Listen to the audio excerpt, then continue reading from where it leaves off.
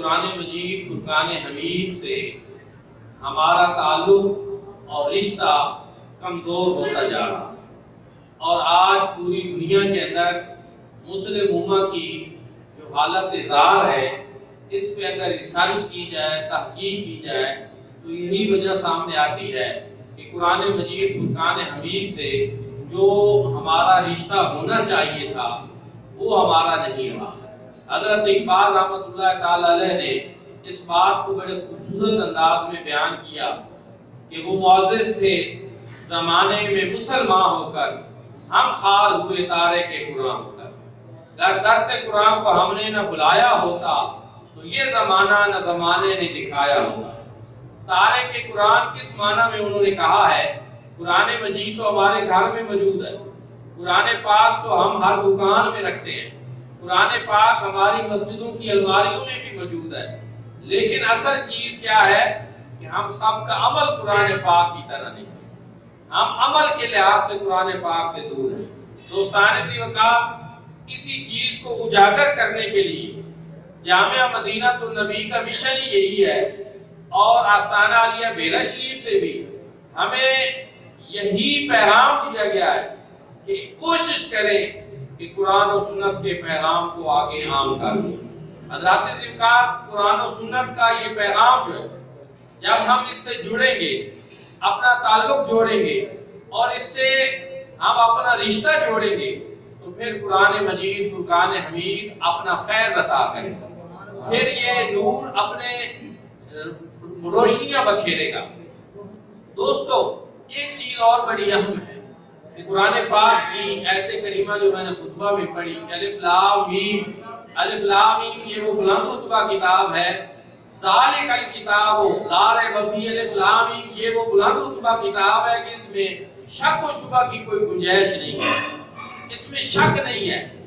یہ بات آپ سب حضرات کے لیے قابل توجہ ہونی چاہیے کہ قرآن مجید فرقان حمید کا آغاز ہے، تمہید ہے۔ قرآن پاک کے شروع میں اللہ رب العزت نے بتا دیا کہ قرآن پڑھنے والوں، یہ کتاب کتاب شک نہیں، یہ کتاب کتاب یقین ہے۔ جب بھی اس کو پڑھو تو یقین کی دولت سے مالا مال ہو کر پڑھو۔ قرآن مجید فرقان حمید اپنے پڑھنے والوں کو شک میں نہیں ڈالتے۔ میرے بھائیوں اور دوستوں، لیکن آج ہم دیکھتے ہیں کہ ایک بے یقینی کا عمل مسلمانوں کے درمیان بہت زیادہ ہو گیا، مسلمان بہت بے یقینے ہو گئے۔ ہمارے بزرگ کہتے تھے، ہمارے دادا پردادا جو بزرگ ہوتے تھے، ہماری دادیاں نانیاں، وہ ان کا یہ کہنا تھا کہ بھائی بندہ جو ہے جب بے یقینہ ہو جائے تو نہ اس پہ دوا اثر کرتی ہے اور نہ اس پہ دعا اثر کرتی ہے۔ کیا یہ بات حقیقت ہے کہ نہیں؟ حقیقت ہے یہ کہ جب انسان بے یقینہ ہو جائے تو پھر انسان کہیں کا نہیں رہتا، اور یہ بات حکیم الامت فیلسوف اسلام قلندر لاہوری علامہ محمد اقبال رحمۃ اللہ تعالی علیہ بھی بیان کرتے ہیں، فرماتے ہیں نوجوانوں کو مخاطب ہو کر کہ سن اے تہذیب حاضر کے گرفتار، غلامی سے بدتر ہے بے یقینی۔ غلامی ایک بڑی بری چیز ہے، لیکن اگر اس سے بھی کوئی بدتر چیز ہے تو وہ بے یقینہ ہونا ہے، کیونکہ جب انسان بے یقینہ ہو جاتا ہے تو پھر انسان کہیں کا نہیں رہتا۔ وہ قومیں جو یقین کی دولت سے مالا مال ہوتی ہیں وہی میدان جنگ میں بھی فتح حاصل کرتی ہیں، وہی قومیں برتر آتی ہیں، وہی قومیں غالب آتی ہیں۔ میرے بھائیوں اور دوستوں، یہ یقین ہمیں قرآن سے ملنا تھا، یہ یقین ہمیں سنت سے ملنا تھا، یہ یقین ہمیں در مصطفیٰ سے ملنا تھا۔ صحابہ اکرام رضوان اللہ تعالی علیہ مجمعین کی زندگیوں کو آپ دیکھیں کہ آخر کیا چیز تھی کہ جس نے ان کو ایک رشتے میں پرو دیا؟ آخر وہ کون سی چیز تھی یہ کو جس نے ان کو آپس میں بہت مضبوط کر دیا؟ آخر وہ کون سی چیز تھی کہ دنیا کے عرب کے ان صحرا نشینوں کو انہوں نے حکمرانی سکھا دی؟ تو مجھے کہنے دیجئے یہ قرآن مجید ہی تھا۔ اتر کر ہرا سے وہ سوئے قوم آیا اور ایک نسخہ کیمیا ساتھ لایا، وہ بجلی کا کڑکا تھا یا صوت ہادی جس نے آ کر عرب کی ساری زمین ہلا دی۔ قرآن مجید فرقان حمید ہی تھا کہ جس نے آ کر عرب کے بدون کی تقدیر کو بدل کے رکھ دیا۔ پہلے وہ رنگ و نسل کے اوپر لڑتے تھے اور پہلے چھوٹی چھوٹی باتوں پہ جھگڑتے تھے۔ قرآن حکیم نے بتایا کہ یہ چیزیں یہ مسلمانوں کے لیے نہیں ہے، الطاف حسین علی نے وہ نقشہ کھینچا ہے کہ کبھی پانی پینے پلانے پہ جھگڑا، کبھی گھوڑا آگے دوڑانے پہ جھگڑا، تو کن باتوں میں تم لڑ رہے ہو؟ تم تو اشرف المخلوقات ہو، تم تو انسان احسن تکوین کی صورت میں ہو، اپنے آپ کو پہچانو۔ اور تم بتوں کو سجدہ کرنے کے لیے نہیں ہو، تم سورج کو خدا ماننے کے لیے نہیں ہو، تم چاند کی پرستش کرنے کے لیے نہیں ہو۔ بندہ مومن تو فقط ایک اللہ رب العزت کی بارگاہ میں جھکتا ہے، اور پھر تمہارا اللہ بھی ایک، تمہارا رسول بھی ایک، تمہارا قرآن بھی ایک، تو پھر کتنی بڑی بات تھی ہوتے جو مسلمان بھی ایک۔ نعرہ تکبیر، نعرہ تکبیر، نعرہ رسالت، نعرہ رسالت، نعرہ تحقیق، اقبال رحمۃ اللہ تعالی علیہ نے اسی لیے کہا تھا کہ اس منفعت ایک ہے اس قوم کی، نقصان بھی ایک، کہ بڑی بات ہے ہوتے مسلمان بھی ایک۔ کیا کہیں فرقہ بندی ہے اور کہیں ذاتیں ہیں؟ کیا زمانے میں پنپنے کی یہی باتیں ہیں؟ کیا زمانے میں ہمارے پاس یہی رہ گیا ہے کہ ہم فرقہ بندی کا شکار ہو جائیں؟ کیا یہی باتیں رہ گئی ہیں کہ ہم رنگ و نسل کے امتیازات جو ہیں ان کے اندر پڑ جائیں؟ اسلام آیا تو اس نے سارے امتیازات ختم کر دیے۔ بلال حبشی آئے تو وہ قوم مسلم کے فرد کہلائے، صہیب رومی روم سے آئے تو قوم مسلم کے فرد کہلائے، سلیمان فارسی فارس سے آئے تو قوم مسلم کے فرد کہلائے۔ کیوں؟ اس لیے کہ دین سارے کا سارا اور مصطفیٰ برسان خیش رہا کہ دین ہماؤس در بہون رسیدی تمام الاویز، کہ دین تو سارے کا سارا مصطفیٰ کریم صلی اللہ علیہ وسلم کی ذات تک پہنچنے کا۔ جو حضور کی ذات تک نہیں پہنچ سکتا وہ کہیں بھی نہیں پہنچ سکتا۔ میرے بھائی اور دوستو، ضرورت تو اس چیز کی تھی کہ ہم ان چکروں میں پڑھنے کی بجائے ایک قوم مسلم کے فرد بنتے۔ اور حضرت اقبال نے یہ بھی کہا کہ اپنی ملت پہ قیاس اقوام مغرب سے رکھا، خاص ہے ترکیب میں قوم رسول ہاشمی۔ حضور نبی کریم صلی اللہ علیہ وآلہ وسلم کا کلمہ پڑھنے والے تو پوری دنیا پر حکمرانی کرنے کے لیے تھے، لیکن آج آپ دیکھیں ذلت اور رسوائی ہمارا مقدر بن چکی ہے۔ آج قرآن سے بھی ہمیں شفا، اور اس کی وجہ کیا ہے؟ اس کی وجہ یہ ہے کہ قرآن تو کتاب شفا ہے، آج بھی یہ شفا دیتا ہے، لیکن بدقسمتی سے ہم بے یقین ہو گئے۔ جب انسان بے یقین ہو جاتا ہے، نہ اس پہ دعا اثر کرتی ہے نہ اس پہ دوا اثر کرتی ہے۔ حالانکہ اللہ رب العزت نے قرآن پاک میں واضح لفظوں میں ارشاد فرمایا، وَنُنَزِّلُ مِنَ الْقُرْآنِ مَا هُوَ شِفَاءٌ وَرَحْمَةٌ، کہ ہم نے اس قرآن کو شفا اور رحمت بنا کر ڈالا۔ لیکن آج وہ شفا ہمیں نہیں مل رہی، آج وہ رحمت ہمیں اس لیے نہیں مل رہی کہ ہمارا تعلق وہ نہیں ہے۔ حضور زیادت رحمۃ اللہ تعالی علیہ فرماتے ہیں کہ آج آپ قرآن کو یہ نہیں کہہ سکتے کہ قرآن کے باوجود ہمیں شفا اور رحمت نہیں ملی۔ فرمایا اس لیے کہ آپ نے اپنے گھروں میں قرآن کو موقع ہی کتنا دیا ہے کہ قرآن اپنی تاثیر دکھا سکے۔ ہم نے اپنی زندگیوں میں قرآن مجید فرقان حمید کو کتنا موقع دیا ہے، کتنی زندگی اس کے مطابق گزاری ہے۔ جب ہم نے زندگی اس کے مطابق نہیں گزاری تو ہماری زندگی بے نور ہے، ہماری زندگی بے روح ہے، ہماری زندگی بے کیف ہے، ہماری زندگی بے سرور ہے، کیونکہ یہ ساری چیزیں، یہ ساری راحتیں، یہ ساری عزتیں ہمیں قرآن مجید فرقان حمید سے نصیب ہیں۔ آج کے اس پروگرام کا بھی یہی اہتمام ہے، یہ درس قرآن اسی لیے ہے، اور ساتھ 11ویں شریف بھی ہے۔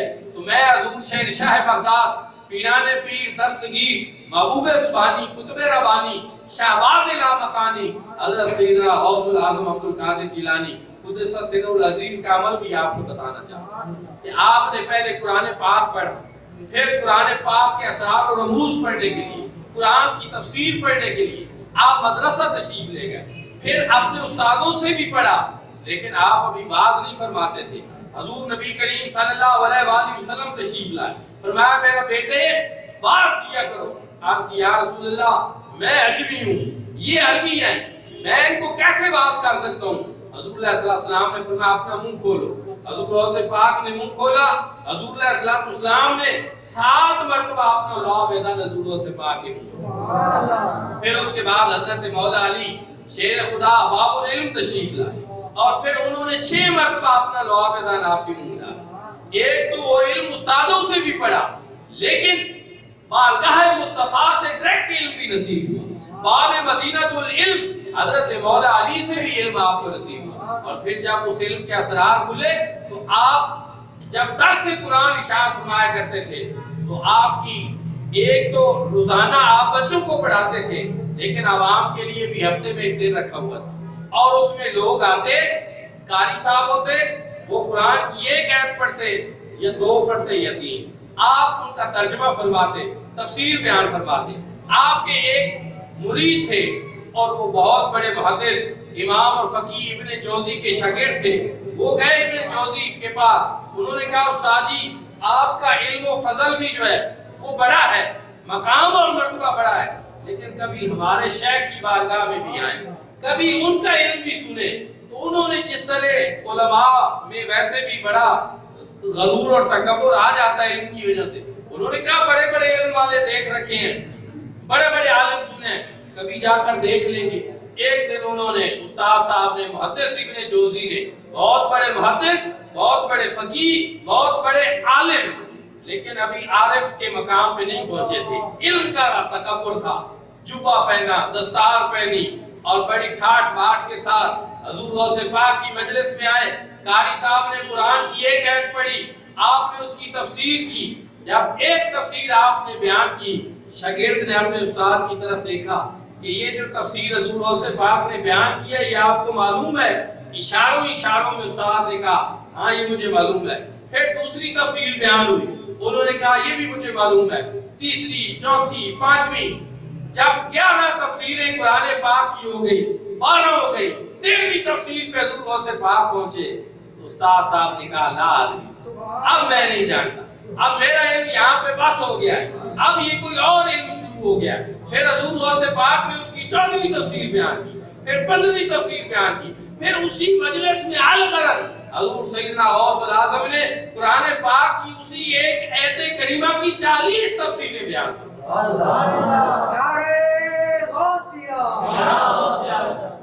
جب 40 تفسیریں ہو گئی، اہل محمد ذرا توجہ سے سننا، جب 40 تفسیریں ہو گئی، حضور غوث پاک نے فرمایا اب کال کی باتیں بہت ہو گئی، کال کہتے ہیں زبان سے بات کرنے کو، ارشاد فرمانے کو، فرمایا اب کال بہت ہو گیا، اب آؤ تھوڑی دیر حال کی دنیا میں چلتے ہیں، اور یہ آپ نے فرمایا اور پورے مجمع پہ ایک نگاہ ڈالی حضور غوث پاک نے، تو سارا مجمع مست و بے خود ہو گیا، اور سب سے پہلے اٹھ کر جس نے اپنا جبہ جو ہے وہ تار تار کر دیا، وہ کوئی اور نہیں، وہ اپنے وقت کے بہت بڑے محدث اور فقیہ ابن جوزی بے ہوش ہو گئے۔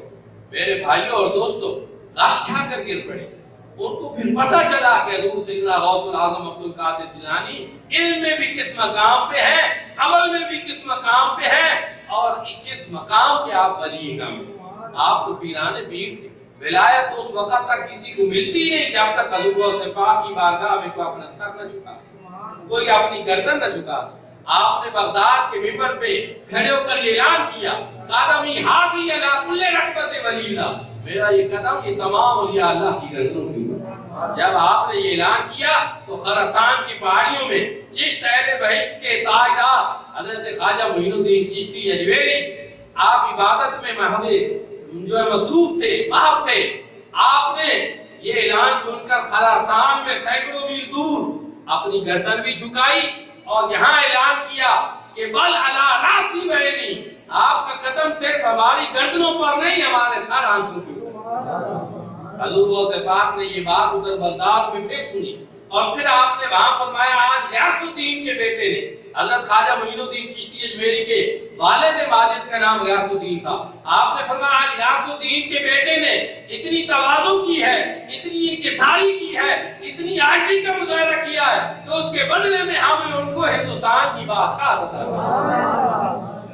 میرے بھائیوں اور دوستوں، وہ اولیاء اللہ اس مقام کے تھے، اس مرتبے کے تھے، اس پائے کے تھے، ایسے تو نہیں ان کی 11ویں شریف ہوتی۔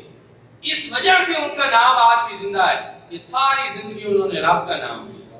رب کا یہ وعدہ ہے کہ تم مجھے یاد کرو میں تمہیں یاد کروں، تیرے ذکر و فکر میں دن ڈھلا، تیری گفتگو میں سحر ہوئی، بڑی باغ گزر گئی، بڑی آب سے بسر ہوئی۔ تو دوستان ذکر کار، میں اپنی بات سمیٹنا چاہتا ہوں کیونکہ مغرب سے پہلے ہم نے سارے سلسلے کا جو ہے وہ اختتام بھی کرنا ہے۔ اب آپ سب کو پیغام بھی دینا ہے کہ یہ سفر کا مہینہ ہے، اب آنے والا مہینہ وہ ماہ ربیع الاول، وہ ماہ نور ہے، اور حضور نبی کریم صلی اللہ علیہ وآلہ وسلم کی تشریف آوری کا مہینہ۔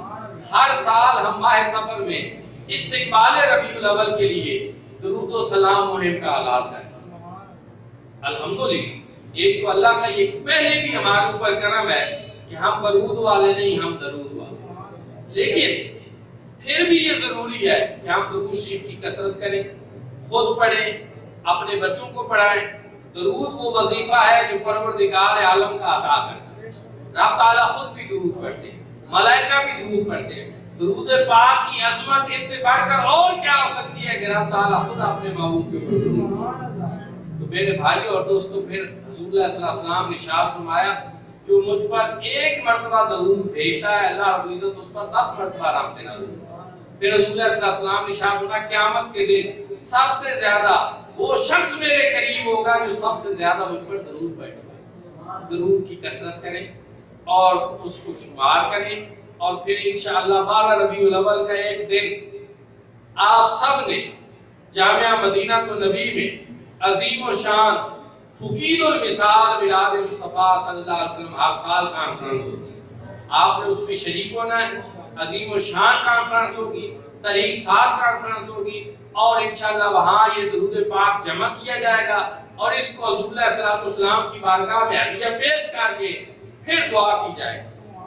حدیث پاک میں ہے کہ وہ دعا جو بغیر درود کے ہو وہ دعا معلق رہتی، زمین اور آسمان کے درمیان لٹکی رہتی، لیکن جب درود پاک اول آخر پڑھ کر دعا کی جائے تو وہ دعا قبول ہو جاتی ہے۔ آپ مجھے بتائیں کہ جہاں درود و سلام لاکھوں اور کروڑوں کی تعداد میں پیش کیا جائے اور اس کے بعد جو اجتماعی دعا ہوگی تو وہ اللہ رب العزت کتنی قبول فرمائے، کتنی قبولیت والی دعا ہوگی۔ تو میرا آج کا یہ پیغام ہے آپ سب لوگوں کہ آپ 12 ربیع الاول کو مرکزی میلاد مصطفیٰ کانفرنس عظیم الشان جو جامعہ مدینہ النبی شیل پامپ کے ساتھ ڈھاکہ میں ہوگی، آپ اس کے اندر سب لوگ تشریف لائیں۔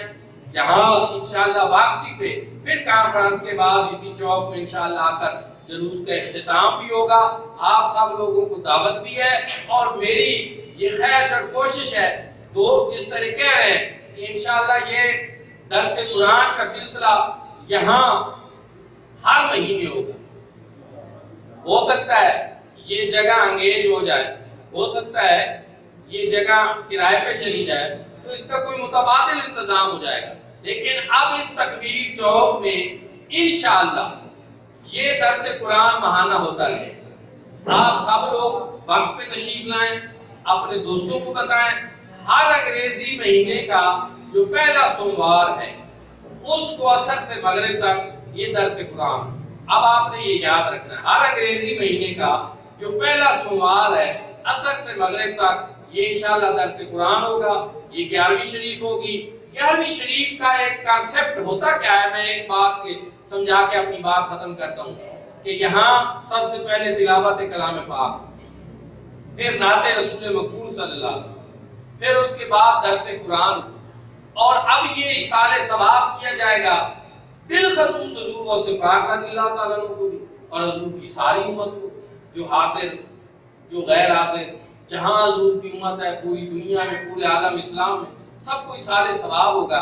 تو کیا یہ سارے عمل خیر کے عمل ہیں کہ نہیں؟ یہ برکت کے ہیں کہ نہیں؟ یہی چیز ہے۔ باقی آپ سب لوگوں کو پتہ ہے الحمدللہ، اس فقیر کے حوالے سے بھی، ہمارے ادارے کے حوالے سے بھی، کہ جامعہ مدینہ النبی ہمیشہ پیار کی بات کی جاتی ہے، ہمیشہ جوڑنے کی بات کی جاتی ہے، محبت کی بات کی جاتی ہے، نفرتوں کو ہم مٹاتے ہیں۔ ہم نفرت پھیلانے والے نہیں ہیں، ہم محبت عام کرنے والے۔ میں اس کی ایک مثال آپ کو دے دوں، چونکہ الحمدللہ ہم صوفی ہیں، سلسلہ عالیہ چشتیہ سے ہمارا تعلق ہے۔ ہمارے سلسلہ عالیہ چشتیہ کے عظیم بزرگ حضرت بابا فرید الدین مسعود گنج شکر رحمت اللہ تعالی علیہ کی بارگاہ میں ایک شخص آیا اور اس نے آپ کا تحفے کے طور پر آپ کو کینچی پیش کی۔ آپ نے فرمایا یہ واپس لے جا، یہ تحفہ ہمیں قبول نہیں، کیونکہ کینچی کا کام ہوتا ہے کاٹنا، فقیر کو تحفہ دینا ہے تو سوئی لا کر دو، کیونکہ سوئی کا کام سینا ہوتا ہے اور جوڑنا ہوتا ہے۔ فقیر توڑنے والے نہیں ہیں، فقیر جوڑنے والے۔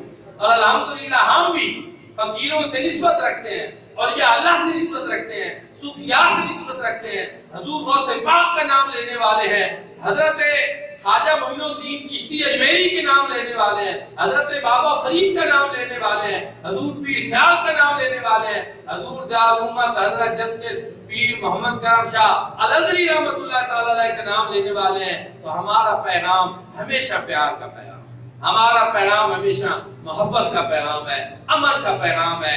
آپ آئیں گے یہاں سے آپ کو قرآن پاک سننے کو ملے گا، قرآن کا فیضان سننے کو ملے گا، تفسیر سننے کو ملے گی، یہی ہمارا پیغام ہے۔ اور 12 ربیع الاول آپ نے بلانا نہیں ہے، اس کو یاد رکھنا ہے، اپنے دل کے اوپر آپ لکھ لیں۔ اس سال عظیم و شان کانفرنس انشاءاللہ تاریخ 7 اکتوبر ہم جامعہ مدینہ النبی کے اندر کریں گے۔ اللہ رب العزت آپ اور میں ہم سب کی حاضری اپنی بارگاہ میں قبول و منظور فرمائے۔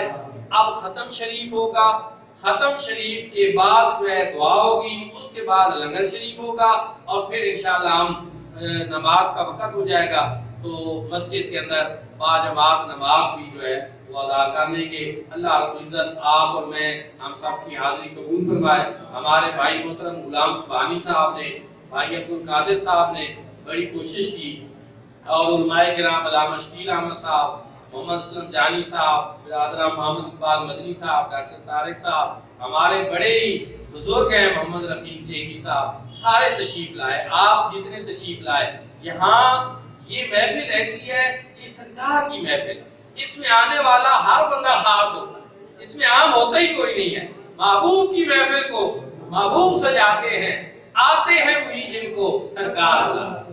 یہ بلاوے مدینے سے آتے ہیں، یہ بلاوے بغداد سے آتے ہیں۔ قسمت میں تھا کہ ہم یہاں جمع ہو جائیں، اللہ اور اس کے رسول کا ذکر بھی ہو، لنگر شریف کا تبرک بھی ہمیں نصیب ہو جائے۔ اللہ پاک یہ چیزیں ہماری قسمت میں رکھے اور ہمیشہ ہمیں اس طرح کی بابرکت محافل نصیب فرمائے۔ وآخر دعوانا